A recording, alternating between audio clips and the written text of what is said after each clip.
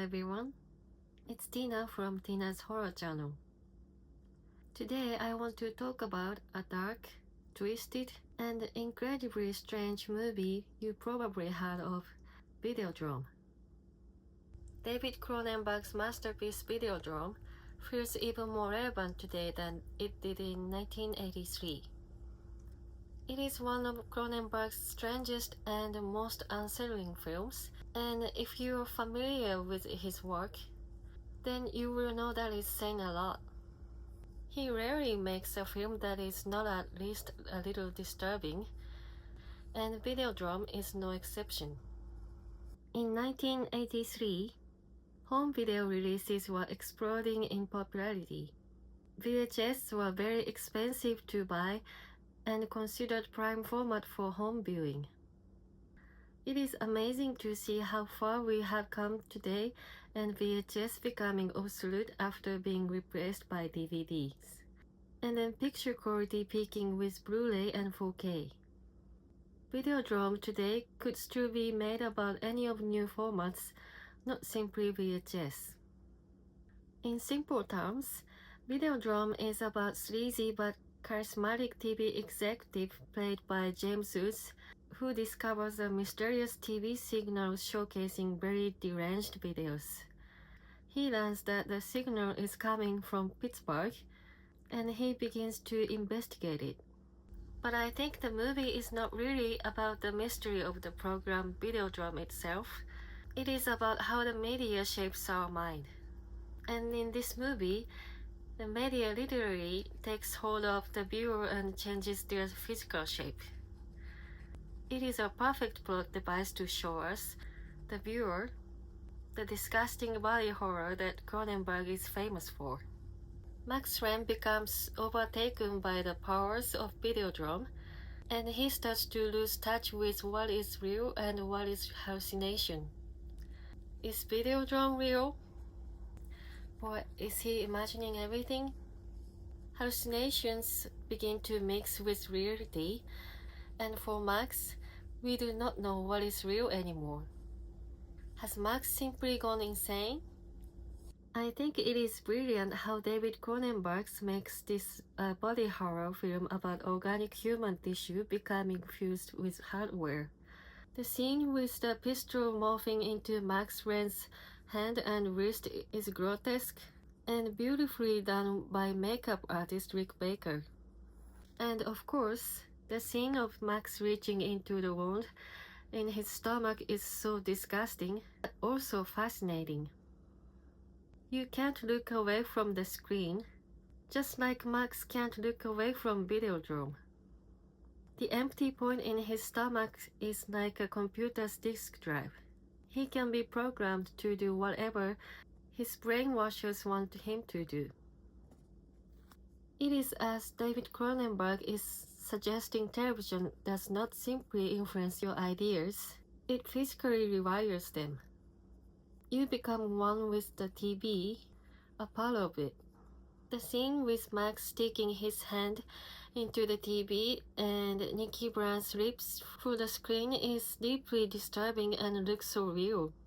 Again, I want to bring up Rick Baker's amazing special effects. They are truly stunning. But that is no surprise, because it is Rick Baker, and his makeup work is always amazing. Some of his credits include An American Werewolf in London, The Funhouse, The Nutty Professor, and Harry and the Hendersons. Even when he isn't working in horror genre, his makeup work is top-notch. In 1983, I imagine that the themes of this movie might have felt very new and even abstract to some, but today they feel very clear and immediately apparent, since media has conquered our minds for so long. We carry screens everywhere like little light boxes keeping our minds occupied. The film should never be remade, since it is perfect already, but its themes are still so relevant today. You could imagine Max Renn carrying a smartphone and watching with horror and disgust as it became a part of his body, fusing into his flesh and bones, becoming a part of his hand. A very interesting thing about Videodrome is how there is no hero to the story. Our protagonist, Max Ren, is a dirty guy who doesn't seem very heroic or noble. This makes him interesting to watch and adds to the film's grimy, dystopian vibe. I think that Toronto was a great setting for the film. This film setting reminds me somewhat of the 1978 Canadian film The Silent Partner, which also had a lot of great old Toronto location. Videodrome feels so cold, like every Cronenberg's movie. Not just physically cold, with a wintry Canadian setting, but the characters also feel cold in their actions, as does the story. There seems to be no escaping Videodrome. There is no way out. Once it takes hold, you're finished. The only thing you can do is wait to see what happens next as your body and mind morph with Videodrome and become one with it. Mind control is another theme in the film. It's horrifying as Max Ren is ordered around by those controlling him, and it keeps you on the edge of your seat as you watch him stumbling through the city streets, surprising you with every move he makes. I think Cronenberg is experimenting a lot with this film. The film can be interested in multiple ways. There is not only a single way to analyze the film themes and messages. Cronenberg is similar to David Lynch in that respect, who is one of my favorite directors. However, their styles are also very different. Cronenberg's films feel very distant to me and cold, as I mentioned before, and also rigid. But Lynch's work has a lot of warmth and beauty to it. This is an abstract movie. This isn't the type of movie people can watch once and claim to immediately understand completely. Sure, the messages are certainly obvious and more relevant today than ever before, but the movie still needs to be seen several times to pick up on things you might miss the first couple times. I have seen the movie 3 times now, and feels like there is still a lot more I will take notice of on future viewings. With Cronenberg, there is always more to learn during rewatches. My favorite Cronenberg is Shivers, with The Dead Zone possibly coming in second place. The Dead Zone feels warmer and more humanistic to me than his other early films, probably because Stephen King's influence to the script, considering it is based on one of his novels. Still, it has that distinct Cronenberg atmosphere. Shivers, like Videodrome, is a very cold, distant film. Debbie Harry gives a strong performance as Nikki Brand, the woman obsessed with Videodrome.